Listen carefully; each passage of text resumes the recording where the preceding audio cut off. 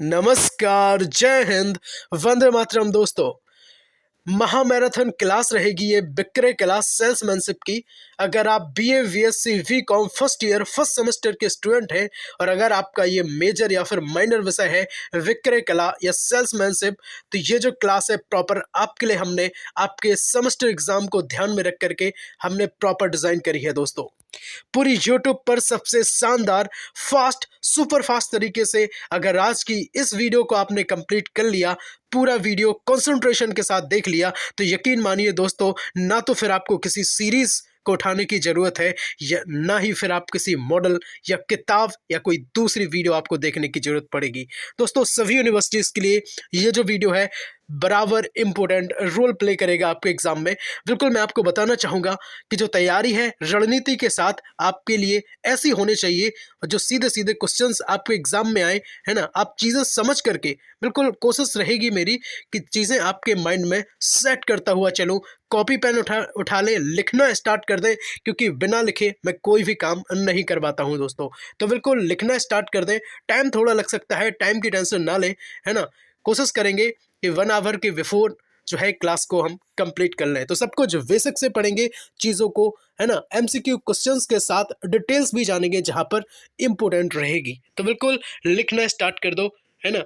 चलो हम समझते हैं चीज़ों को। सबसे पहले आपके सामने क्वेश्चन है, समझो विक्रय कला का शाब्दिक अर्थ क्या है। तो बिल्कुल विक्रय कला का जो शाब्दिक अर्थ है वो है बेचना। सीधा सीधा इसका अर्थ होता है बेचना, इसका कोई दूसरा अर्थ नहीं है। अगर आपके ऑप्शंस में कोई दूसरे अर्थ मिलते हैं तो उन्हें बिल्कुल भूल जाएं, उनकी तरफ ध्यान ना दें। आप केवल अपने माइंड में सेट कर लें कि विक्रय कला का जो शाब्दिक अर्थ है वो है बेचना। उम्मीद करता हूं आप समझ गए होंगे। अब 2 से 3 पॉइंट को हम समझेंगे बेहतर तरीके से फैक्ट के साथ।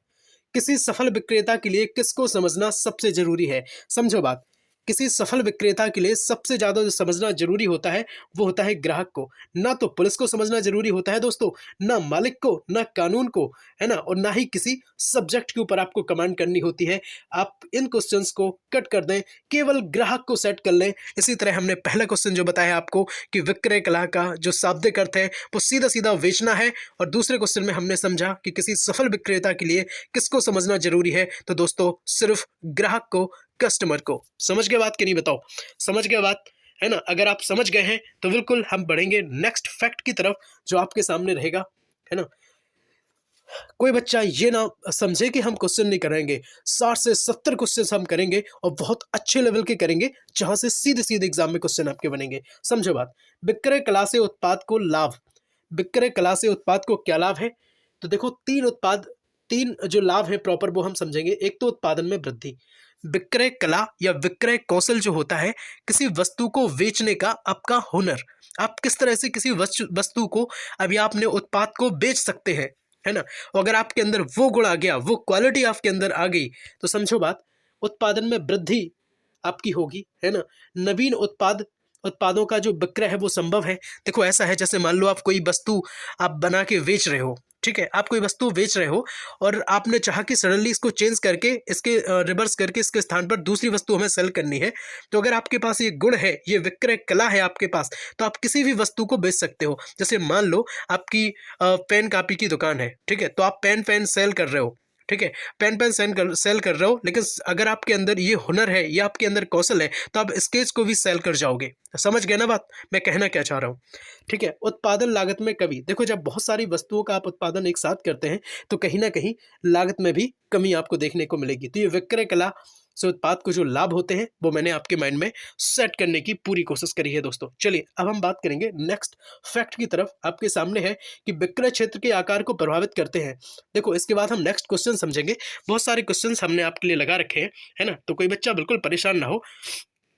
लेकिन उससे पहले हम थोड़ा सा ये जो कहते हैं ना कि एक भूमिका बनाने वाली बात, तो वो जो है वो हो जाएगी, है ना। इसलिए आप समझो कि विक्रय क्षेत्र का आकार को जो है वो प्रभावित करते हैं। कौन कौन चीज़ें प्रभावित करती हैं, वो वस्तु की किस्म प्रभावित करती है, कि वस्तु की जो किस्म है, किस तरह की वेराइटीज़ की जो है वस्तु है आपकी, वस्तु की मांग, है ना।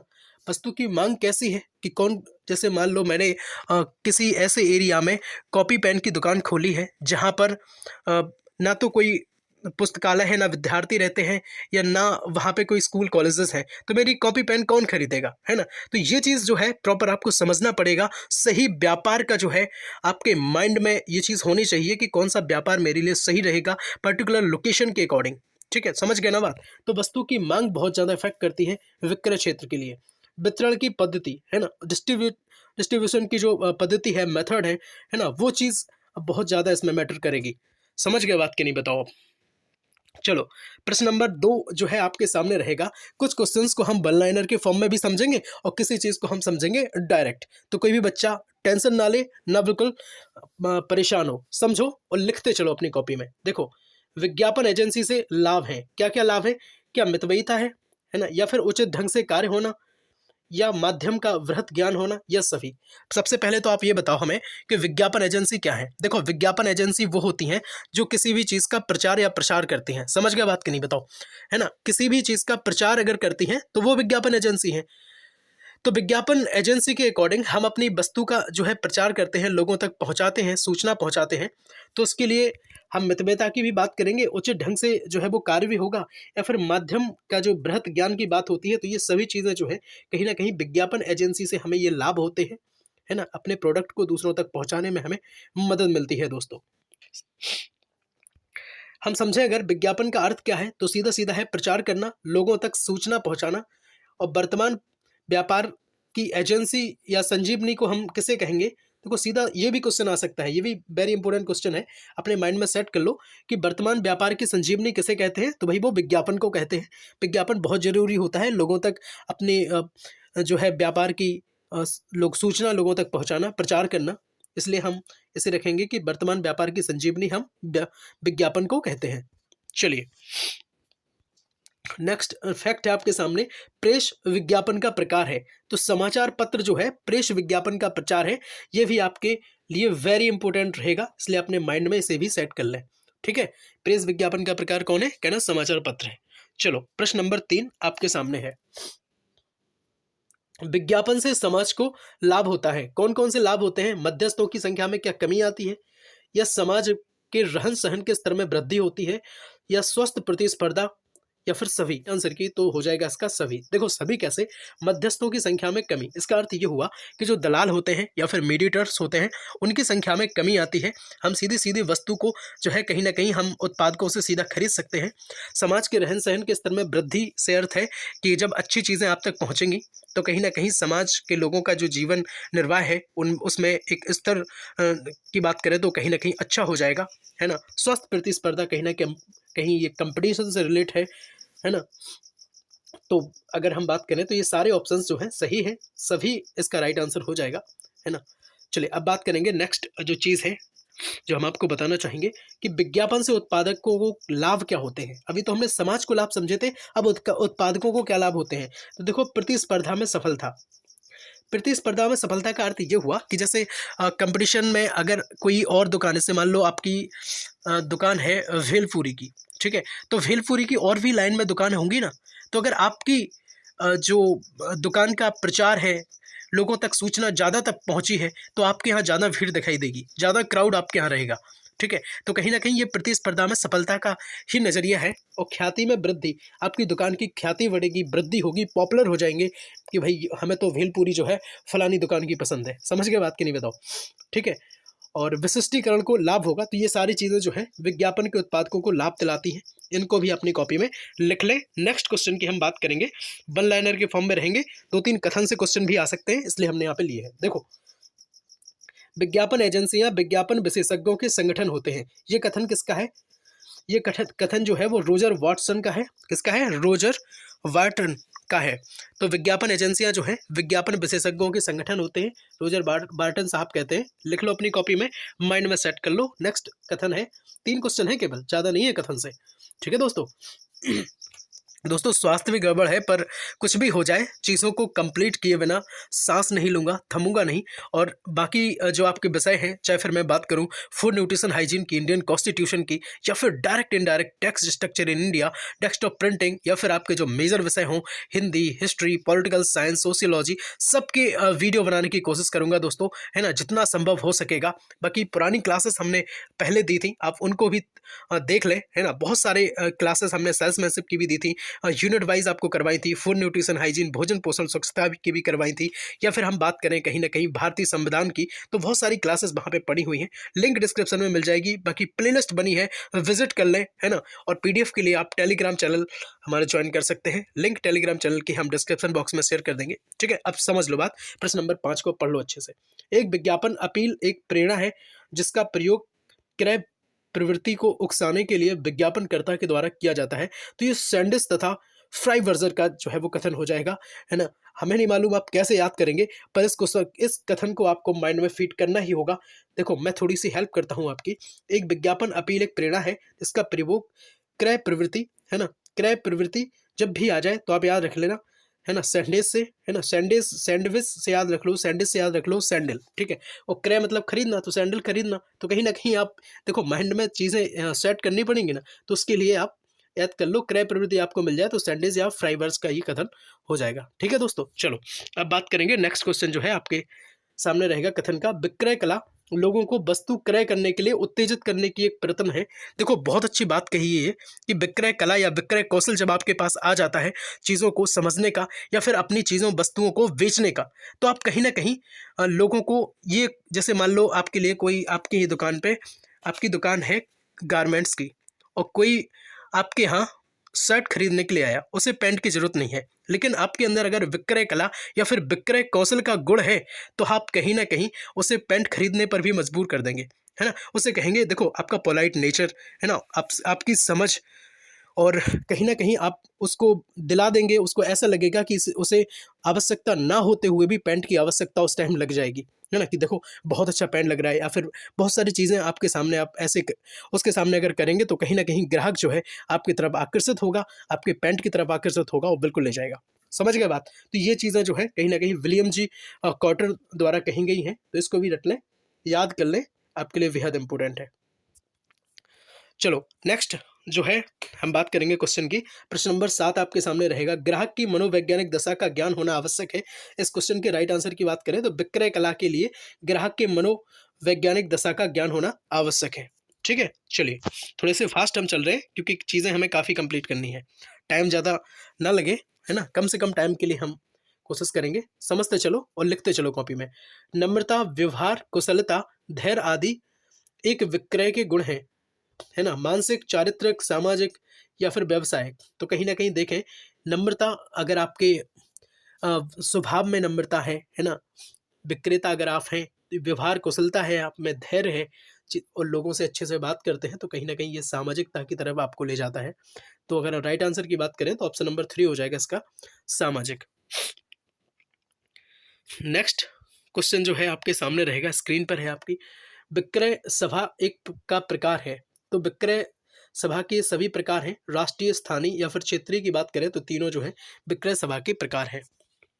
चलिए नेक्स्ट, विक्रय सभाएं क्यों आयोजित की जाती हैं, तो समझो पहले, ये तीनों उद्देश्य से की जाती हैं, व्यवसायिक उद्देश्य से भी, सामाजिक उद्देश्य से भी, और विक्रेताओं को प्रोत्साहित करने के लिए जो है विक्रय सभाएं आयोजित की जाती हैं, जिससे विक्रेता जो है कहीं ना कहीं चीज़ों को सीखते हैं, समझते हैं और विक्रय कौशल के लिए अग्रणी बनते हैं। नेक्स्ट प्रश्न नंबर 10 है आपके लिए, कंपनी से तात्पर्य है। भाई कंपनी से क्या तात्पर्य है, तो देखो क्या सामाजिक व्यक्ति है, वैधानिक व्यक्ति है, या फिर कृत्रिम व्यक्ति है। तो कंपनी जो है कहीं ना कहीं एक कृत्रिम व्यक्ति के रूप में हम कंपनी को लेते हैं, तो राइट आंसर की तरफ चला जाएगा, है ना, कौन सा, ऑप्शन नंबर 3, एक कृत्रिम व्यक्ति से हम कंपनी को जोड़ते हैं।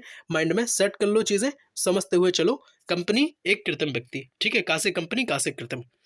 प्रश्न 11, भारतीय कंपनी अधिनियम कब लागू हुआ। वेरी वेरी इंपॉर्टेंट क्वेश्चन है, 1956 में लागू हुआ, है ना, माइंड में सेट कर लो भैया, भारतीय कंपनी अधिनियम कब लागू हुआ, तो 1956 में लागू हुआ, और कंपनी से क्या संबंधित है, अभी बताया था, एक कृत्रिम व्यक्ति है, ठीक। प्रश्न 12, किसी भी निजी कंपनी में सदस्यों की न्यूनतम या अधिकतम संख्या कितनी होती है। तो देखो किसी भी निजी कंपनी की हम बात करें अगर, तो सदस्यों की संख्या देखें तो हो जाएगी, न्यूनतम 2 हो जाएगी, है ना, और अधिकतम की बात करें तो ये 50 हो जाएगी। ठीक, ये क्वेश्चन भी पूछ सकते हैं आपसे। निजी कंपनी के लिए न्यूनतम और अधिकतम सदस्यों की संख्या 2 या फिर अधिकतम 50। ठीक, लाइक कर दो अगर लाइक नहीं किया है अभी तो, है ना। हमें मोटिवेशन हमें भी मिलता है, हमें भी ऊर्जा आती है, हमें भी लगता है कि कहीं ना कहीं मैं जो काम कर रहा हूँ वो सार्थक हो रहा है ना, आप लोगों तक बात मेरी पहुंच रही है। प्रश्न 13 की बात रहेगी, सार्वजनिक कंपनी में सदस्यों की न्यूनतम संख्या कितनी होती है? तो भैया 7 होती है सार्वजनिक सदस्यों की, और उसमें निजी कंपनी की मैं बताया था 2 होती है, अधिकतम 50 होती है। समझ गए बात? चलो, प्रश्न 14 रहेगा आपके सामने स्क्रीन पर है, लघु उद्योग में कुल पूंजी कितनी होती है? तो लघु उद्योग की पूंजी की बात करें तो 35 लाख होती है। अब जितनी जितनी भी पूंजी होती है सब कुछ हम कंप्लीट कर देंगे 2 से 4 क्वेश्चन में, है ना। देखो यहाँ पे लघु उद्योग में कुल पूंजी समझ गए 35 लाख। देखो नीचे क्या है, किसी देश की उन्नति किस बात को मुख्य रखकर हम जांचते हैं? तो वो है इंडस्ट्री या फिर कंपनी, कि जो कितनी ज़्यादा कंपनी है, कितनी ज़्यादा चीज़ों की मैन्युफैक्चरिंग होती है, कितने कम या फिर बहुत कम लागत में वो चीज़ें बनाई जाती हैं, बिकती कितनी है। क्योंकि देखो लागत का मुझे लगता है कहीं ना कहीं काफ़ी इफेक्ट पड़ता है, कि ज़्यादा अगर लागत लगेगी बनाने में तो फिर वो ऑटोमेटिकली उनकी कॉस्ट जो है वो हाई हो जाएगी। समझ गए बात? चलो नेक्स्ट पॉइंट है आपके सामने, स्टार बना हुआ है। स्वभाव के अनुसार इंडस्ट्रियों की किस्में कितनी होती हैं? तो 2 किस्में होती हैं, एक तो प्राइमरी और दूसरी सेकेंडरी। ठीक है, माइंड में सेव कर लो, लिख लो, रोक रोक करके लिखते हुए चलना अगर वीडियो फास्ट लग रहा हो आपको तो। चलिए, प्रश्न 15 है, small skate industry, small scale लिखना था, स्केट हो गया यहाँ पे, है ना। स्केल इंडस्ट्री जो है में कितने लाख तक की पूंजी लगी होती है? तो स्मॉल स्केल इंडस्ट्री की मैं बात करूं तो 20 लाख की लागत लगी होती है। ठीक है, 16 आपके सामने है, लघु उद्योगों के लिए गारंटी मुक्त ऋण की सीमा कितनी है? तो भाई 10 लाख लघु उद्योगों के लिए गारंटी मुक्त ऋण की सीमा है ना। इस चीज को माइंड में सेव कर लें। और एक और है कि बड़े उद्योगों में पूंजी कितनी लगी होती है? तो भाई 25 लाख के ऊपर बड़े उद्योगों में लगी होती है। किसमें लगी होती है भाई?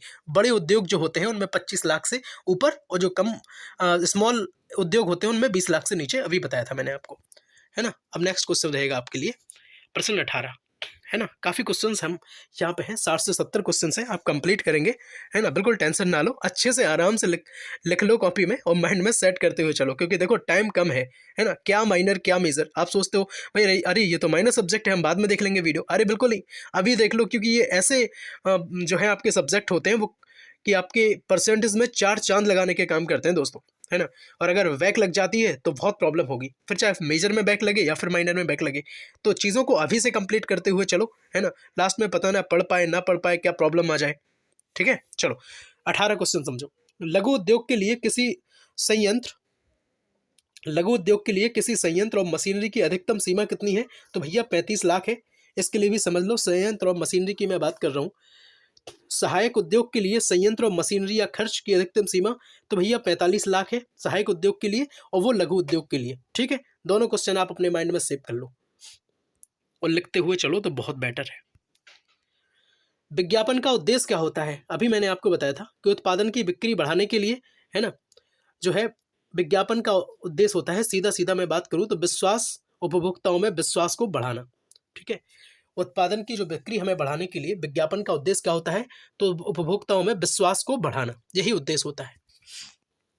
देखो जैसे जो ब्रांडेड कंपनीज होती हैं, कहीं ना कहीं वो उनके प्रति आपका विश्वास ऑटोमेटिकली बना हुआ रहता है। आप कहते हैं कि ये ब्रांडेड है, शूज़ ब्रांडेड है या क्लॉथ्स कोई भी जीन्स ब्रांडेड है, आप अगर इन्हें खरीदते हैं, इन्हें परचेज करते हैं, तो आप कहते हैं कि ये लॉन्ग टाइम तक चलते हैं, इनकी लाइफ ज़्यादा होती है। तो सेम वही चीज़ है कि विश्वास उनने बना लिया है, इसी को हमें लगता है ब्रांड कहीं ना कहीं कहते हैं। ये देखो, ये जो आपके माइनर सब्जेक्ट छोड़ने का यूनिवर्सिटी का उद्देश्य ये रहता है कि कहीं ना कहीं आपके लिए जो आप जैसे मान लो बीएससी बीए बीकॉम कर लें, उसके बाद आप क्या करें, तो ये व्यावसायिक सब्जेक्ट है, कहीं ना कहीं जोड़े जाते हैं कि आपको लाभ मिले, बाद में चीज़ें समझ जाएं, सेल्समैनशिप जैसे फोटोग्राफी आगे चल के आपको जोड़ा जाएगा। तो ये ऐसे विषय होते हैं।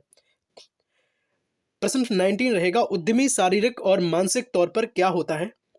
उद्यमी की मैं बात करूं अगर, तो भाई क्या थका हुआ होता है, निपुण होता है, या फिर बोझिल होता है, या सभी होते हैं? देखो भाई, अब सभी तो नहीं हो सकता। क्यों सभी नहीं हो सकता? सभी इसलिए नहीं हो सकता महाराज कि देखो, थका हुआ तो उद्यमी होगा नहीं। उद्यमी वो होता है जो क्या करता है, बताओ कौन होता है उद्यमी?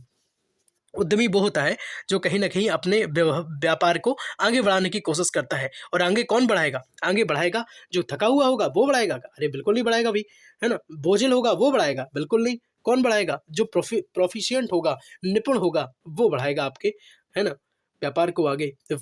तो उद्यमी शारीरिक और मानसिक तौर पर क्या होना चाहिए भई? निपुण होना चाहिए। ठीक है? चलो, देखो, अब उद्यमी है कौन? तो अपना काम काज स्वयं सेटअप करने वाले को क्या कहते हैं? तो भाई उद्यमी कहते हैं। एक लाइन में आपके माइंड में ये चीज़ भी मैंने सेट कर दी है। अब उद्यमी को क्या होना चाहिए? तो भाई कभी क्वेश्चन आ जाए तो बता देना, दूरदृष्टि वाला होना चाहिए। कैसा होना चाहिए? दूरदृष्टि वाला होना चाहिए। याद रखना, ये वो क्वेश्चन है जो सीधे-सीधे आपको एग्जाम में मिलेंगे, है ना? तो नज़रअंदाज बिल्कुल ना करना और वीडियो को बीच में बिल्कुल ना छोड़ना, ठीक है? चीज़ों को समझते हुए चलेंगे आप और लिखते हुए ज़रूर चलना। चलो, नेक्स्ट पॉइंट रहेगा, उद्यमी को अपना काम करने में क्या महसूस होना चाहिए? तो भाई रुचि होना चाहिए, है ना? अगर रुचि नहीं है तो बेकार है फिर काम, है ना? तो लगन की बहुत ज़्यादा ज़रूरत होती है। प्रश्न 20 आपके सामने है। बहुत फास्ट तरीके से हमने, है ना, 20 क्वेश्चन कंप्लीट कर लिए। आगे के भी क्वेश्चन हम जल्दी कंप्लीट करने वाले हैं। देखते जाओ। एक उद्यम की सफलता के लिए जिम्मेदार कारण है। क्या है भाई जिम्मेदार कारण? क्या गलत व्यापार का चयन है, अकुशल प्रबंध है, या फिर पुरानी तकनीक का प्रयोग है, या फिर सभी? तो देखो, अगर उद्यम की असफलता है तो कहीं ना कहीं सभी कारणों की वजह से हो सकती है असफलता, है ना? तो गलत व्यापार का चयन अगर आपने कर लिया, या फिर अकुशल प्रबंधन आपका है, पुरानी तकनीक का आप प्रयोग करते हैं, नई टेक्नोलॉजी आ गई है उसके साथ आप नहीं चलते हैं, है ना? तो ये सभी कारण जो है हो सकते हैं आपकी असफलता के। समझ गए बात? चलो, अब हम नेक्स्ट समझेंगे और क्या-क्या कारण हो सकते हैं। और जो कारण हैं वो है अधिक खर्च। भाई देखो, बहुत मान लो आपको एक कुछ भी काम करना है, उसके लिए बहुत सारा पैसा खर्च कर दिया, बेकार है काम, है ना? तो फिर असफल होने के चांसेस यहाँ से भी बनेंगे। समय का अभाव, अगर आप टाइम नहीं दे रहे हैं अपने व्यापार को, है ना, तो कहीं न कहीं अपने बिज़नेस को या फिर कोई भी आप काम करते हैं तो समय तो आपको देना ही पड़ेगा। कठिन प्रतियोगिता, है ना? तो जो कहीं न कहीं कॉम्पिटिशन है, तो उनको आप मात दे कर के किस तरह आप आगे बढ़ेंगे विज्ञापन के उपयोग से या फिर कई चीज़ों से, तो ये बहुत ज़्यादा ज़रूरी रहेगा दोस्तों। उच्च वस्तु सूची बेहद ज़रूरी है। तो ये सारी चीज़ें कहीं न कहीं आपके लिए प्रॉब्लम कर सकती हैं। उच्च वस्तु सूची का मतलब है कि आपने बहुत सारी पर्चियों में लिस्ट बना रखी है, ये चाहिए, ये चाहिए, ये चाहिए। अरे बेकार है ना। जो आपके पास है, जो साधन हैं, आप उनसे काम करो ना। अब ऐसा थोड़ी ना है कि आप बहुत सारे साधनों को ढूँढने लगे, अरे! है ना? तो ये कहीं न कहीं असफलता का कारण बनते हैं। प्रश्न नंबर 21 आपके सामने है। उद्योग में लगा धन क्या कहलाता है? क्या पूँजी कहलाता है? धन कहलाता है, माल कहलाता है, या फिर स्टॉक कहलाता है? तो देखो दोस्तों, मैं बात करूँ अगर उद्योग में जो लगा धन है उसे हम पूँजी कहते हैं। क्यों कहते नहीं भई, ये हमारी पूँजी लगी है इसमें, है ना? कहते हैं भई पूँजी लगी है। और लोग क्या चाहते हैं भई? बिना पूँजी का धंधा करना। बताओ चाहते हैं कि नहीं? वस्तु की छोटी मात्रा को छोटी मात्रा जो वस्तु माल के गुणों का ठीक वर्णन करे, उन्हें क्या कहते हैं भई? सैंपल कहते हैं। है ना? कोई भी वस्तु के लिए आप उसको टेस्ट करते हैं तो क्या कहते हैं कि हम सैंपल ले लेते हैं यहाँ से। है ना? उत्पादन के प्रचार पर बिक्री का क्या प्रभाव पड़ता है? तो वही सकारात्मक प्रभाव पड़ता है उत्पादन के प्रचार पर बिक्री का। आप अगर विज्ञापन के ज़रिए अपने उत्पादन का प्रचार करवाते हैं, तो कहीं न कहीं सकारात्मक प्रभाव ही पड़ेगा, है ना? लोग आएँगे आपके यहाँ, उन तक बात पहुँचेगी आपकी, पता लगेगा, उन्हें सूचना मिलेगी, है ना? आपका विश्वास बढ़ेगा उन पर, है ना? और कहीं न कहीं एक ब्रांड के तौर पर आप जाने जाएँगे। तो ये चीज़ें कहीं न कहीं होती हैं। प्रश्न नंबर 22 आपके लिए है, जालंधर किस तरह के उद्योग के लिए जाना जाता है? वही देख लो, यहाँ से 2 क्वेश्चन हम समझेंगे। एक तो जालंधर से और दूसरा लुधियाना से। देखो, जालंधर जो है वो खेलों के सामान के लिए जाना जाता है और लुधियाना हौज़री के लिए जाना जाता है। अब आप कह रहे होंगे सर हौज़री क्या है? है ना? क्या कह रहे हैं? हौज़री क्या है? तो समझ लो हौज़री क्या है। हौज़री वे वस्त्र जो शरीर के निचले भाग यानी टांगों को ढकने के लिए प्रयोग किए जाते हैं, उन्हें हम हौज़री कहते हैं। और ठंडे प्रदेशों में इसका उपयोग अधिक होता है। बिल्कुल होगा, क्यों नहीं होगा, है ना? निचले भाग में जो पहने जाते हैं उन्हें हम क्या कहते हैं भई? हौज़री कहते हैं और ठंड में इनका प्रयोग ज़्यादा होता है। समझ गए? बताओ। तो लुधियाना किसके लिए? हौज़री के लिए। और जालंधर किसके लिए? तो कहना खेलों के सामान के लिए। प्रश्न 23 आपके सामने स्क्रीन पर। देखो, शॉर्ट में एस का क्या अर्थ है? शॉर्ट में और एस का क्या अर्थ है? तो सबसे पहले एक बात समझ लो कि अल्बर्ट हम्फ्री जो है, उनने शॉर्ट तकनीकी का इन्हें श्रेय दिया जाता है। अब समझेंगे हम सब कुछ, है ना? वैसे तो देखो, शॉर्ट का जो है वो स्ट्रेंथ है। एस का क्या अर्थ है शॉर्ट में? एस का जो अर्थ है वो क्या है दोस्तों? स्ट्रेंथ है। अब बाकी के सारे समझ लो। देखो यहाँ पर एस का अर्थ है स्ट्रेंथ, डब्ल्यू का अर्थ है वीकनेस, ओ का अर्थ है अपॉर्चुनिटी और टी का क्या अर्थ है? थ्रेट। समझ गए? ये सब लिख लो क्योंकि ये एग्जाम में आते हैं। यहाँ से किसी एक का दे सकता है, पूछ लिया उसने कि बताओ शॉर्ट में टी का क्या अर्थ है, तो बता देना थ्रेट है। सब कुछ हमने आपको बता दिया है यहाँ पे। यहाँ से क्वेश्चन आने की पॉसिबिलिटी है, केवल वही क्वेश्चन है दोस्तों जहाँ से क्वेश्चन आने की पॉसिबिलिटी है। चलिए अब हम बात करेंगे नेक्स्ट चीज़ की जो आपके सामने है, आपके लिए रहेगा बेहद चीज़ें इंपॉर्टेंट जो हम आपके लिए करवा रहे हैं। सारी चीज़ों को आप पढ़ते हुए चलें, समझते हुए चलें। प्रश्न 24, स्वरोजगार योजना कब शुरू हुई? देखो दोस्तों, स्वरोजगार योजना की मैं अगर बात करूं तो 1972 में स्वरोजगार योजना शुरू हुई और यह उद्योग, सेवाओं और व्यापार मार्गों के माध्यम से स्वयं रोजगार उद्यमों की स्थापना से संबंधित है। ठीक है, कब भाई, कब हुई? तो आप बता देना भाई, 1972 में हुई। ठीक है, चलो देखो कहीं ना कहीं जो टंग टच है वो बुंदेली है ना, बुंदेलखंड का है, तो आ जाता है कब हुई का कब भाई, है ना, थोड़ा थोड़ा रहता है तो वो आ जाता है। ठीक है, मदर टंग जैसी हो जाती है तो वो, तो उसके लिए मैं माफ़ी चाहता हूँ अगर आप लोगों को प्रॉब्लम हुई हो। 18 से 35 वर्ष के लिए सभी शिक्षित बेरोजगार व्यक्तियों के लिए, देखो ये जो एज है आप बहुत इंपॉर्टेंट है, आपसे पूछ लेंगे कि लोन के लिए कितनी एज की ज़रूरत है, तो आप सीधा याद रख लेना जितने भी शिक्षित बेरोजगार हैं उनके लिए 18 से 35 वर्ष की उम्र जरूरी है। ठीक है, और स्वरोजगार के अंतर्गत जो है कहीं ना कहीं लोन वगैरह दिया जाता है जिससे आप अपना जो व्यवसाय है वो स्थापित कर पाए। अनुसूचित जातियों या फिर जनजाति या फिर जो सैनिक हैं, पूर्व सैनिक या शारीरिक रूप से विकलांग व्यक्ति या फिर महिलाएं हैं उनके लिए 10 वर्ष की छूट रहती है, बाकी सबके लिए 18 से 35 साल रहता है। समझ गए बात? चलो अब नेक्स्ट क्वेश्चन है आपके सामने रहेगा स्क्रीन पर। बताओ भाई स्वरोजगार से हमारा जीवन स्तर कैसा हुआ है? तो भाई कहना ऊंचा हुआ है ना, ऐसा थोड़ी ना है कि स्वरोजगार से नीचा हो जाएगा, है ना, ऊंचा ही होगा। प्रश्न 25, समय का लाभ उठाना निम्न में से किस कार्यवाही का प्रयोजन है? तो समय का जो लाभ उठाना कहीं ना कहीं सही कार्यवाही का ही प्रयोजन होगा, है ना, समय का लाभ तो उठाना सही कार्यवाही का तो होगा ही। चलो प्रश्न 27 आपके लिए स्क्रीन पर है। एंटरप्रेन्योरशिप शब्द किस भाषा से विकसित हुआ? तो सीधा याद रखना फ्रेंच से विकसित हुआ। प्रश्न 28 है, बाजार में शक्तियों और त्रुटियों का पता किससे लगा है? क्या भाई ग्राहक से लगा है, मालिक से लगा है, कंपटीटर से लगा है या फिर सरकार से लगा है? तो हम राइट आंसर की बात करें तो जितनी भी त्रुटियां हैं इन सब का पता जो है हमें कंपटीटर से लगता है कि वो बेहतर बना रहा है या कैसा बना रहा है, उस चीज़ें हम समझते हैं। तो तीसरा इस क्वेश्चन का राइट आंसर हो जाएगा, है ना, बाजार में जब भी शक्तियाँ त्रुटियाँ इन सब की अगर बात आ जाए तो आप कंपटीटर की तरफ जाएंगे। देखो एक सफल उद्यमी अपने अधीन कर्मचारियों से कैसा व्यवहार करता है? बताओ, रौब वाला क्या गुस्सा दिखाएगा भाई उसे, है ना, गुस्सा दिखाएगा या रौब दिखाएगा, अरे तुम मेरे अंडर में काम करते हो चलो ऐसा काम करो, ऐसा थोड़ी ना है।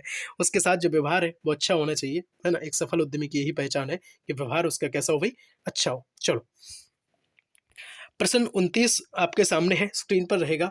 मार्केट में किसकी उद्यमी को पहचान होनी चाहिए? क्या उपभोक्ताओं की होनी चाहिए, कंपटीटरों की होनी चाहिए या दोनों की होनी चाहिए, उपभोक्ता कंपटीटरों की, या केवल अपनी पहचान होनी चाहिए कि अरे वाह मैं ही सब कुछ हूँ, मैं ही दादा हूँ यहाँ का है ना, ऐसा नहीं है।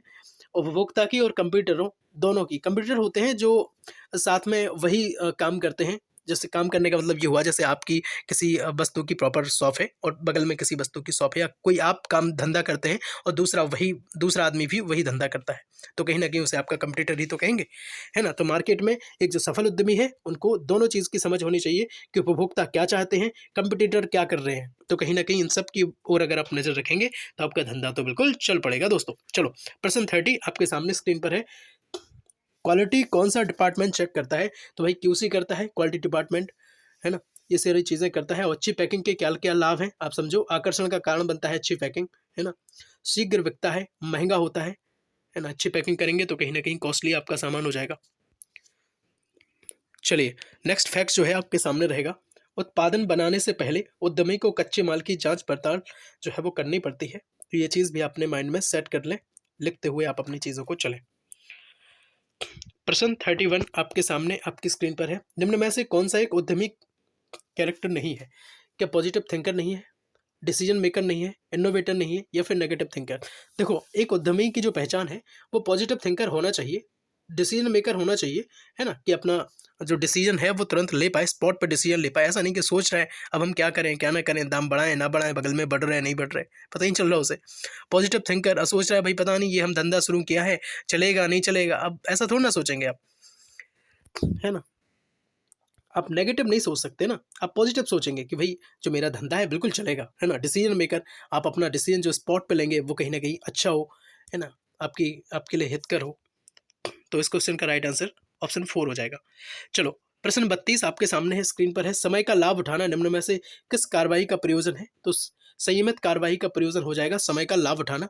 आपके सामने है दोस्तों, शेयर जरूर कर दो वीडियो को, है ना, शेयर कर दो। और आज इस वीडियो का हम टारगेट रखते हैं 2000 लाइक का। कितना भाई? 2000 लाइक का। अगर आप 2000 लाइक कर देते हैं तो हम नेक्स्ट जो है मैराथन आपके लिए जरूर लेकर के आएंगे, और आप नहीं भी करेंगे तो भी लेकर के आएंगे दोस्तों। ऐसा थोड़ा ना है, आप सब परिवार हैं और अपने सभी सदस्यों को हम साथ लेकर के चलेंगे। ऐसा थोड़ा ना है कि आप प्रॉब्लम में हैं और हम खुशी से चैन से सोएं, बिल्कुल नहीं होगा ऐसा, है ना। आपके एग्जाम है और आप सबका भार जो है अपने ऊपर भी है दोस्तों।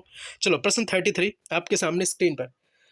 एक स्मॉल इंडस्ट्रियल इंटरप्राइज सेटअप करने के लिए पहला स्टेप क्या होता है? तो भाई बिजनेस के लिए डिसाइड करना ये आपका पहला स्टेप है कि आप कौन सा बिजनेस करेंगे, है ना। तो सबसे पहले ये आपको स्टेप करना पड़ेगा। और नेक्स्ट जो स्टेप होगा आपका स्ट्रेंथ एंड वीकनेस एनालाइज करना कि आपकी उसमें क्या स्ट्रेंथ है, क्या आपकी वीकनेस है, ठीक है। और इसके बाद जब आप प्रोडक्ट डिसाइड कर लेते हैं, उसके बाद जो आपका अगला स्टेप होगा वो होगा चुने हुए प्रोडक्ट की डिमांड के लिए जो मार्केट सर्वे है कि कितनी इसमें जो इसकी हाई वैल्यू जा रही है, हाई सर्च वॉल्यूम है कि नहीं है, कितना लोग इसे, है ना, परचेज करना चाहते हैं, क्या चीज़ है, तो उसके बारे में आप सर्वे करेंगे। प्रश्न 34 आपके सामने है। एमएसएमई का पूर्ण रूप। देखो भाई, पूर्ण रूप के भी क्वेश्चंस पूछे जाते हैं, समझ लो। Micro small and medium enterprises जो है एमएसएमई का फुल फॉर्म हो जाएगा। डीआईसी का क्या अर्थ है भाई? डिस्ट्रिक्ट इंडस्ट्रियल सेंटर, हिंदी में जिला उद्योग केंद्र हम इसे कहेंगे, है ना। एसएफसी समझें, अगर एसएफसी तो राज्य वित्त निगम, स्टेट फाइनेंशियल कॉर्पोरेशन हो जाएगा भाई एसएफसी। 304 है, चुपचाप से याद कर लो, है ना, और लिख लो अपनी कॉपी में। नेक्स्ट प्रश्न 36। स्वर्ण जयंती ग्रामीण रोजगार योजना उन ग्रामीणों के लिए है जिनकी वार्षिक आय कितनी से अधिक ना हो। तो स्वर्ण जयंती ग्रामीण रोजगार योजना के तहत जो 18 से 35 साल, मैंने अभी आपको बताया था, उनको जो है लोन वगैरह दिया जाता है। और ये 1999 में आई थी योजना, और 20,000 से अधिक जो है उनकी आय नहीं होनी चाहिए। नेक्स्ट प्रश्न 37। राष्ट्रीय ग्रामीण रोजगार गारंटी अधिनियम 2 फरवरी 2006 को लागू हुआ। इसको भी अपने माइंड में सेट कर लें, क्योंकि ये भी जो है वो आपके लिए एग्जाम पॉइंट ऑफ व्यू से इंपॉर्टेंट रहेगा दोस्तों। चलो अब एक क्वेश्चन यहाँ से नाबार्ड से। आईडीबीआई और नाबार्ड क्या है? तो ये दोनों क्या है भाई? विकास बोर्ड है, ठीक है, विकास बोर्ड है कहीं ना कहीं, सॉरी विकास बैंक है। माफ करना दोस्तों, क्वेश्चन का राइट आंसर हो जाएगा ऑप्शन नंबर 2, विकास बैंक जो है। आईडीबीआई और नाबार्ड क्या है भाई? विकास बैंक है। चलिए, नाबार्ड से क्वेश्चन बन सकता है, इसलिए मैंने लिखा है नाबार्ड की स्थापना जो है 1982 में 12 जुलाई को हुई थी, है ना। 12 जुलाई 1982 को हुई थी नाबार्ड की स्थापना। और 15 अप्रैल 1980 को कितने बैंकों का राष्ट्रीयकृत हो गया था? तो मैं कहना 6 बैंकों का राष्ट्रीयकृत हो गया था दोस्तों। नेक्स्ट क्वेश्चन है प्रश्न 40 आपके लिए, आपके सामने। बेहतरीन क्वेश्चंस की श्रृंखला में आज आपने बहुत शानदार तरीके से 38 क्वेश्चंस को कंप्लीट कर दिया है। प्रश्न 39। जिला उद्योग केंद्र है कहाँ है भाई? कौन है? तो जिला उद्योग केंद्र की हमने अभी समझा था, डीआईसी जो है जिला रोजगार केंद्र है ना, इसी को उद्योग केंद्र कहते हैं। और देश में कुल कितने? तो कहना 419 डीआईसी हैं, जिला उद्योग केंद्र हैं, जिला रोजगार केंद्र हैं दोस्तों। प्रश्न 40 आपके सामने। लघु उद्योग में कुल पूंजी कितनी होती है? तो भाई 35 लाख होती है। लघु उद्योग के लिए कितनी होती है भाई? 35 लाख होती है, मैंने अभी समझाया भी था आपको। देखो नेक्स्ट क्वेश्चन। ऋण लेने हेतु पढ़े लिखे बेरोजगार की आयु, भाई बताया था 18 से 35 साल। 18 से 35 साल आप याद रखेंगे। चलो प्रश्न 41 41 नंबर का क्वेश्चन आपके सामने है भाई। टीसीओ है ना, टेक्निकल कंसल्टेंसी ऑर्गेनाइजेशन इसे कहते हैं। और एसएफसी की मैं बात करूं तो स्टेट फाइनेंशियल कॉर्पोरेशन कहते हैं। इन दोनों को भी शॉर्ट फॉर्म को आप याद रखेंगे, समझते हुए आप चलेंगे। प्रश्न 42। राष्ट्रीय लघु उद्योग का जो गठन है वो कब किया गया? तो भाई 1955 में किया गया राष्ट्रीय लघु उद्योग का गठन, ठीक है। हो सकता है वीडियो फास्ट लग रही हो, रोक रोक करके चीज़ों को लिख लें, है ना, और लिख जरूर लो, क्योंकि लिखना बेहद जरूरी है। देखो एग्जाम टाइम पे जब आपका लिखा हुआ रहता है ना, तो सीधा रिवाइज करके आप जाते हो, काम हो जाता है आपका। क्योंकि जिस दिन आपका सेल्समैनशिप का पेपर होगा, 1-2 दिन पहले चुपचाप से ये वीडियो अभी लिख लो, और उस टाइम वीडियो देखना ना, देखने मत बैठना, अभी वीडियो से लिख लो। और बाद में क्या करना, जो आपने लिखा होगा उसी को रिवाइज करते हुए चले जाना, मस्ती से अच्छे से रील्स वगैरह देख देख के, है ना, बड़े एग्जाम आपका जाएगा, वादा है आपसे। चलो प्रश्न 43। छोटे उद्योगों के विकास में कौन सहायक होते हैं? तो भाई उद्योग विकास केंद्र जो है वो छोटे उद्योगों के विकास में सहायक होते हैं दोस्तों। नेक्स्ट क्वेश्चन जो है आपके सामने 45। एनएचएफडीसी, समझो बात यहाँ से भी बनेगा क्वेश्चन, इसलिए मैंने सोचा कि ये भी ना छोड़े, पता नहीं क्या आ जाए, तो हम छोड़ कुछ नहीं सकते हैं।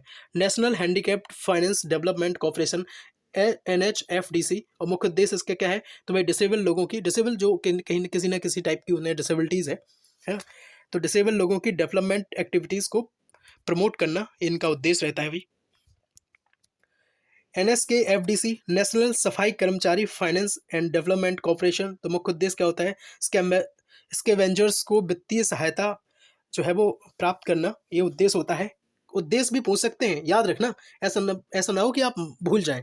सीधा सीधा आपके एग्जाम में आ सकता है क्वेश्चन कि बताओ NSKFDC का उद्देश्य क्या है, इनमें से क्या उद्देश्य है, 4-5 ऑप्शन दे दिए आपको, तो यही रहेगा भाई, स्कैवेंजर्स को वित्तीय सहायता प्राप्त करना, या फिर उसका हमने जो आपको बताया था डिसेबल लोगों की डेवलपमेंट एक्टिविटी को प्रमोट करना, है ना। स्कैवेंजर्स कौन होते हैं तो भाई जैसे जो सफाई कर्मचारी होते हैं ना, जिसे हम कहते हैं मेहतर, तो वो सारी चीज़ें कहीं ना कहीं है। देखो next, national schedule caste finance and development corporation से संबंधित वेबसाइट कौन है तो भाई nsfdc.nic.in, इसको भी अपने माइंड में सेट कर लें, 4-5 वेबसाइट देकर के पूछ सकते हैं आपसे। क्वेश्चन नंबर 46 आपके लिए है, शहरी मंच की सीमा कितनी है तो भाई बता देना 1 लाख है, किसकी, शहरी मंच की सीमा। प्रश्न 47, ग्राहक और विक्रेता के मध्य झगड़ों को कौन निपटाता है तो भाई पुलिस निपटाती है, ग्राहक और विक्रेता के मध्य जो झगड़े होते हैं उन्हें पुलिस निपटाती है। और उपभोक्ता फॉर्म या फिर मंत्री निपटाते हैं, या फिर साथ ही ग्राहक निपटाते हैं। तो दोस्तों मैं अगर बात करूं राइट आंसर की, तो ग्राहक और विक्रेता के मध्य झगड़े को ना तो पुलिस निपटाती है ना, ना मंत्री जी आएंगे, ना कोई साथी ग्राहक आएगा। तो उपभोक्ता फॉर्म में ये बात जाती है भाई कि ग्राहक और विक्रेता के बीच ये फलानी बात पे लड़ाई हो गई है ना, या प्रॉब्लम हो गई, तो भाई उसे उपभोक्ता फॉर्म ही सुलझाएगी, है ना। जैसे मान लो उपभोक्ता फॉर्म का मतलब ये होता है, देखो जैसे कोई वस्तु के दाम जो है बढ़ा करके दे रहा है, किसी वस्तु की एक्सपायरी डेट को करके दे रहा है, तो ये जो चीज़ है अगर झगड़ा इन बातों पे हो रहा है तो कहीं ना कहीं उपभोक्ता फॉर्म सॉल्व आउट कर देगी। ठीक है, पुलिस क्या करेगी तो डंडे लगाएगी, जेलें बंद कर देगी क्या चलो समझ गए। देखो सब्सक्राइब कर लो, अभी तक नहीं कहा है मैंने आपसे सब्सक्राइब के लिए। अगर आप नए हैं चैनल पर, पहली बार विजिट किए हैं, मैराथन क्लास और भी चाहते हैं ऐसी वीडियोस देखना, है ना, हमसे जुड़ना चाहते हैं, हमारा परिवार जो है आप बनना चाहते हैं, तो बिल्कुल दिल से सल्यूट है आपको, है ना। और सब्सक्राइब कर लो, राष्ट्र हित में देश हित में मैं फ्री क्लास देता रहता हूँ। और ये जब मैंने चैनल स्टार्ट किया था आज से 1 ईयर पहले, तो यही सोच के किया था कि कहीं ना कहीं हर तबके के गरीब से गरीब बच्चों को पढ़ाऊंगा और बिल्कुल फ्री शिक्षा दूंगा, क्योंकि कोचिंग संस्थानों की फ़ीस जो है बहुत हाई लगती है और बहुत ज़्यादा फीस जो है वो बच्चे पेड नहीं कर पाते हैं, और इतनी अच्छी जो शिक्षा है वो भी नहीं मिलती है। तो कहीं ना कहीं गुणवत्तापूर्ण शिक्षा देने के लिए मैंने जो चैनल स्टार्ट किया था, आप लोगों के माध्यम से काम सफल भी हो रहा है ना। आप सभी के माता पिता को इंकलाब जिंदाबाद, भारत माता की जय। नेक्स्ट प्रश्न नंबर 48 आपके सामने रहेगा, है ना। थोड़ी थोड़ी बातें भी कर लेता हूँ दोस्तों, क्योंकि आप बोल ना हो, चीज़ें काफ़ी हैं, बस कुछ टाइम और लगेगा, वीडियो कंप्लीट हो जाएगी, इसके बाद आप, है ना, लीव कर सकते हैं। ग्राहक की मदद विक्रेता द्वारा धोखा होने पर कौन करता है तो भाई ग्राहक की मदद जो है धोखा होने पर वही अपना एक है विक्रेता, उपभोक्ता फॉर्म, यही करेगा क्या बताओ। यही वैसे इसका आंसर मुझे लगता है उपभोक्ता फॉर्म ही होना चाहिए, विक्रेता इसका आंसर नहीं होगा, आप हमें कमेंट में बताओ, है ना।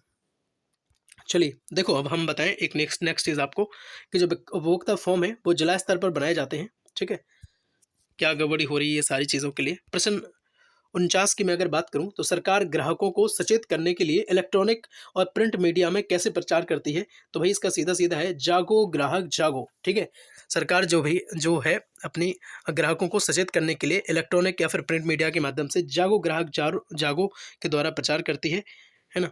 ना कोई ऐसा नहीं कहती कि सचेत रहो, ना इश्तिहार द्वारा या फिर बिल द्वारा, तो जागो ग्राहक जागो आपको याद रखना पड़ेगा। ठीक है, बहुत अच्छा है ना। शेयर जरूर कर दो दोस्तों को, 5-6 दोस्तों को आप शेयर कर दो, मजा आ जाएगा कम से कम। ठीक है, चलो नेक्स्ट क्वेश्चन है प्रश्न 50, है ना। देखो जो भी पूछे आपसे कि सेल्समैनशिप हम कैसे पढ़ें, उन्हें बता देना, कहना ये वीडियो देख डालो, काम हो जाएगा तुम्हारा, है ना। कहीं ना कहीं आप किसी का भला करते हैं तो भगवान जो है आपका भी भला करता है दोस्तों। प्रश्न 50 आपके सामने है आपकी स्क्रीन पर, बहुत शानदार तरीके से हम चीज़ों को पढ़ेंगे, केवल 10 क्वेश्चन बचे हैं, बहुत जल्दी हम उन्हें भी कंप्लीट कर लेंगे दोस्तों। देखो इकाई लगाने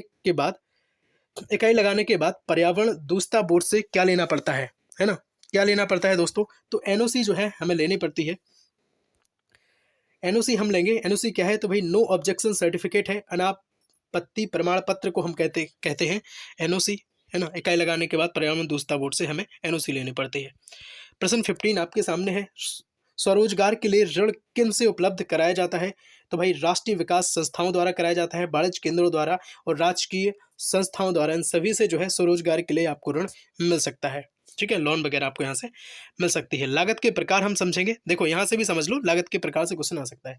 देखो लागत जो है वो कहीं ना कहीं हम 3 प्रकार की देखते हैं। एक तो देखते हैं भाई स्थायी लागत, दूसरी परिवर्तनशील लागत, तीसरी अर्ध परिवर्तनशील लागत। अब देखो स्थायी लागत में 2 चीज़ें होती है, एक तो जैसे किराया है और एक वेतन है। इसको भी अपने माइंड में सेट कर लो, लिख लो। प्रश्न 52 है ना, 60 क्वेश्चन केवल है, 52 पे हम आ गए हैं। देखो उद्यमी को ऋण उस संस्था से लेना चाहिए जहां ब्याज प्रतिशत हो। ठीक है, लास्ट में कुछ बातें भी आपसे करनी है, बने रहे वीडियो में, है ना, लीव ना कर देना। देखो अगर यहाँ तक आपने देख लिए तो कंप्लीट देख लो। उद्यमी को ऋण उस संस्था से लेना चाहिए जहां ब्याज प्रतिशत हो 5%, 10% या 12% या कम से कम। देखो दोस्तों, उद्यमी को ऋण उस संस्था से लेना चाहिए जहां ब्याज कम से कम हो। हमें 5 और 10% से नहीं मतलब है ना, हमें मतलब है कि ब्याज कम से कम जहां मिलेगा हम तो वहां से लेंगे ना। चलो नेक्स्ट प्रश्न 53, खाता कितनी किस्म का होता है? तो भाई 2 किस्म का हम रखते हैं, व्यक्तिगत और वास्तविक। ठीक है, अब एक क्वेश्चन यहाँ पे भी बहुत ज़्यादा ट्रेंड करता है, आप समझ लो कि अकाउंट में किस तरफ लिखे जाते हैं भाई, डेबिट किस तरफ और क्रेडिट। देखो डेबिट जो है वो बाई तरफ लिखते हैं और क्रेडिट की बात करूँ तो वो दाईं ओर लिखते हैं। आप ये चीज़ भी अपने माइंड में सेट कर लें, है ना। एक चीज़ और है कि अपने व्यक्तित्व या व्यक्तिगत खाते में से पैसा निकालने को क्या कहते हैं? तो भाई ड्राइंग कहते हैं, कितना विड्रॉल कहते हैं, ड्राइंग कहते हैं। ठीक है, तो इसको भी आप माइंड में लिख लें। अब पुस्तक से क्वेश्चंस बनते हैं 1-2, वो भी हम समझते हैं। पुस्तक रखना क्या कहलाता है? तो भाई बुक कीपिंग कहलाता है। इस चीज़ को भी माइंड में सेट कर लो भाई, क्या कहलाता है पुस्तक रखना? बुक कीपिंग कहलाता है। Answer option number 1। बाकी ऑप्शन जो है आपको बिल्कुल, है ना, उनको नज़रअंदाज करना है। देखो लेखा रखने की पुस्तक लेजर कहलाती है ना। पहले व्यापार को दर्ज कराने की जो पुस्तक है उसे हम जर्नल कहते हैं। और लेजर के क्या क्या भाग हैं? तो जर्नल, क्रेडिटर और डेबिटर है। ठीक, यहाँ से क्वेश्चन अगर बनेगा पुस्तक से तो मैंने आपको सारी चीज़ें बताई हैं कि पुस्तक रखने को हम बुक कीपिंग कहते हैं, लेखा रखने वाली जो पुस्तक है उसे लेजर कहते हैं, और पहले व्यापार को दर्ज कराने वाली जो पुस्तक है उसे जर्नल कहते हैं। और लेजर के भाग में जर्नल, क्रेडिटर और डेबिटर सारी चीज़ें आती हैं दोस्तों। चलो प्रश्न 55 आपके सामने आपकी स्क्रीन पर। कौन सी एक लेखा विधि है? तो रोकड़ विधि, सिंगल विधि, सिंगल इंदिराज विधि या दोहरी इंदिराज विधि या ये सभी? तो देखो ये सभी जो है वो कहीं ना कहीं लेखा विधि है। क्या है दोस्तों? लेखा विधि है। अब हम बुक कीपिंग की जो लेखा विधि है वो समझते हैं। तो एक वित्तीय लेखा है और दूसरा लागत लेखा जो है बुक कीपिंग की लेखा विधि है। इसको भी अपने माइंड में आप सेट कर लें। चलो अब हम 1-2 क्वेश्चन ऐसे समझेंगे। डेबिट और क्रेडिट किस तरह लिखते हैं? डेबिट और क्रेडिट किस तरह से लिखते हैं? डेबिट जो है हम DR लिखते हैं और क्रेडिट के लिए हम CR लिखते हैं दोस्तों। ठीक है, चलो अब DIC को हम देखते हैं। डिस्ट्रिक्ट इन्वेस्टमेंट कॉर्पोरेशन हम DIC को कहते हैं, जो भी अब हमने समझा था। 419 की हमने बात करी थी दोस्तों, तो आप समझ गए होंगे। ठीक है, अब मैं किसकी बात कर रहा हूँ? जिला क्या रोजगार केंद्र की बात कर रहा हूँ, आप मुझे बताओ, है ना। चलो प्रश्न 57 आपके सामने रहेगा। प्रश्न 57 आपके सामने रहेगा। सेल्स बुक का प्रयोग निम्न में क्या रिकॉर्ड करने के लिए किया जाता है? तो क्रेडिट बेसिस पर गुड्स की सेल जो है रिकॉर्ड करने के लिए सेल्स बुक का प्रयोग किया जाता है दोस्तों। नेक्स्ट है परचेज बुक का प्रयोग। देखो अब सेल्स बुक आप समझ गए तो परचेज बुक और समझ लो। क्रेडिट बेसिस पर गुड्स की परचेज, है ना, ये है क्रेडिट बेसिस पर गुड्स की सेल। सेल माने बेचना, परचेज मतलब खरीदना। परचेज आ जाए तो परचेज और सेल्स आ जाए तो सेल्स। ठीक, चलो नेक्स्ट प्रश्न 58 आपके सामने आपकी स्क्रीन पर। निम्न में से किस बुक के पास डिफरेंट अकाउंट हेड्स या फिर हम बात करें डेब्टर्स या फिर क्रेडिटर्स डिटेल्स जो है वो होती हैं, आदि होती हैं, तो वो अगर हम देखें तो ये लेज़र के अंतर्गत ये सारी चीज़ें जाती हैं। तो ऑप्शन 1 इसका राइट आंसर हो जाएगा। क्या है भाई? लेज़र। चलो प्रश्न 59 की मैं बात करूंगा। ट्रांजैक्शन जैसे कि कैश रिसिप्ट्स या फिर रेट रिसिप्ट्स की मैं बात करूं तो इलेक्ट्रिसिटी बिल्स आदि के जो डॉक्यूमेंट्री एविडेंस कहलाते हैं उन्हें हम क्या कहते हैं? तो भाई बाउचर हम इन्हें कहते हैं। इन चीज़ों को हम बाउचर कहते हैं। इसको भी आप अपने माइंड में सेट कर लें। ठीक है, चलो अब नेक्स्ट और लास्ट क्वेश्चन आपके सामने है आपकी स्क्रीन पर 60 नंबर। सेल्स टेक्निक्स निम्न में से किससे संबंधित है? तो सीधा सीधा आंसर है भाई मार्केटिंग से संबंधित है। सेल्स टेक्निक, सेल्स मतलब होता है बेचना, टेक्निक मतलब तकनीकी। ठीक है, तो किससे संबंधित है भाई? मार्केट से संबंधित है। अब एक चीज़ और देख लो नीचे, बस इसके बाद कंप्लीट हो गया आपका। टेली सॉल्यूशन लिमिटेड कहाँ है? तो भाई कहना बेंगलोर में है, टेली सॉल्यूशन लिमिटेड, है ना। बिल्कुल जल्दबाजी में ना रहें, चीज़ों को समझते हुए आप चलें, लिख लो आराम से, ठीक है। कि टेली सॉल्यूशन लिमिटेड कहाँ है भाई, तो बेंगलोर में है। बहुत मेहनत के बाद जो है आपने क्लास कंप्लीट करी है, और दोस्तों बहुत मेहनत लगती है क्लास को बनाने में, है ना। एक मैराथन को बनाने में 2 से 3 दिन का टाइम लगता है, तब जाके वो सिलेक्टेड क्वेश्चन मैं आपके लिए लेके आ पाता हूँ, है ना। और अगर आप लाइक कर देते हैं वीडियो को, तो मेरा भी जो है मोटिवेशन बढ़ जाएगा, मुझे भी ऊर्जा मिलेगी, ताकि मैं नेक्स्ट वीडियो भी आपके लिए लेके आ पाऊँगा, ठीक है। सेल्समैनशिप की मैंने बहुत सारी क्लासेस पहले करवाई हैं, प्लेलिस्ट बनी हुई है, यूनिट वाइज अगर आप देखना चाहते हैं देख लें, या फिर जो एमसीक्यू क्वेश्चंस और भी करना चाहते हैं तो वो भी कर लें। इसको आपने कंप्लीट कर लिया, अगर आपके पास टाइम है तो वो भी कर लें, ठीक है। और बाकी की मैं बात करूँ, अगर फूड न्यूट्रिशन हाइजीन, भोजन पोषण एवं स्वच्छता की ये जो क्लास है, जिसमें मैंने सारी चीज़ें बताई थी, संतुलित आहार, पोषण, पोषक तत्व, है ना, विटामिन, खनिज, लवण, कार्बोहाइड्रेट, प्रोटीन, जल, रसायन, सबसे रिलेटेड क्वेश्चन थे, और सबके बारे में मैंने फैक्ट बताया था। तो इस वीडियो की भी लिंक मैं डिस्क्रिप्शन बॉक्स में शेयर कर दूंगा आपके साथ, है ना। जनरल साइंस की भी क्लास मैंने आपको दी थी, बहुत सारी क्लास मैं आपके लिए लेके आता रहता हूँ, और बहुत जल्द मैराथन क्लास भी लेकर के मैं आऊँगा। आप बताओ हमें किस सब्जेक्ट की आप मैराथन क्लास देखना चाहते हैं, है ना। आपके जितने भी माइनर सब्जेक्ट हैं, Indian constitution, direct indirect tax, structure in India, है ना, या जनरल साइंस, या फिर जितने भी आपके माइनर सब्जेक्ट हैं, आप सबके बारे में, है ना, सबकी क्लासेस जो है अपने चैनल पर हैं। पहले क्लासेस दी थी, लिंक डिस्क्रिप्शन बॉक्स में है, बाकी प्लेलिस्ट बनी हुई है, आप एक बार जरूर विजिट कर लो, ठीक है। और हिस्ट्री, अगर आप बीए फर्स्ट ईयर के स्टूडेंट हैं, तो हिस्ट्री के जो मैंने इंपॉर्टेंट प्रश्नों का पिटारा आपको करवाया था, सीधे सीधे 70 नंबर आपके यहाँ से कंप्लीट हो जाएंगे, मेरा वादा है दोस्तों, है ना। यही क्वेश्चंस को आप पढ़ करके अपने जाएं। पॉलिटिकल साइंस की भी जो क्लासेस हमने आपको काफ़ी दी थी, इसके भी इंपॉर्टेंट क्वेश्चन मैंने आपके लिए बताए थे। केवल आपके पाठ्यक्रम को ध्यान में रख करके मैं क्लास को डिज़ाइन करता हूँ, है ना। सोशियोलॉजी, समाजशास्त्र के भी संभावित प्रश्न, दीर्घ उत्तरीय प्रश्न थे, है ना, चाहे लघु हो चाहे दीर्घ हो। फिलॉसफी, दर्शन शास्त्र के भी इंपॉर्टेंट क्वेश्चंस मैंने आपके लिए करवाए थे। कहा भी था इतना पढ़ लो काम हो जाएगा। एमसीक्यू क्वेश्चंस अगर लगाना चाहते हैं फूड न्यूट्रिशन हाइजीन के, तो बिल्कुल लगा लें, है ना। वीडियोस पढ़ी हुई हैं, क्लास पढ़ी हैं, देख डालो, है ना, और जुड़ जाओ, सब्सक्राइब कर लो, परिवार बन जाओ वीएससी एमबीए सब स्टडी प्लेटफॉर्म का, है ना। किसी भी समस्या के लिए, किसी भी बात के लिए आप कमेंट कर सकते हैं, ईमेल आईडी दी हुई है, आप मेल कर सकते हैं अगर आपकी ऐसी पर्सनल प्रॉब्लम है। बिल्कुल साथ देने की कोशिश करूंगा दोस्तों, है ना। और बेल आइकन को जरूर प्रेस कर देना। बहुत दिनों बाद आप लोगों से बात हो पाई है ना, जुड़ पाए हैं, काफ़ी टाइम हो गया था दोस्तों। सच बताऊं तो स्वास्थ्य अभी भी गड़बड़ है, स्वास्थ्य बिल्कुल सही नहीं है, लेकिन आपके लिए कुछ भी चलेगा, ठीक है। जय हिंद, इंकलाब जिंदाबाद, वंदे मातरम दोस्तों। मिलते हैं अगली वीडियो में, तब तक के लिए जय हिंद, वंदे मातरम। एक बार सब लोग जय हिंद लिख दो कमेंट में, ठीक है, जय हिंद लिख दो, चलो।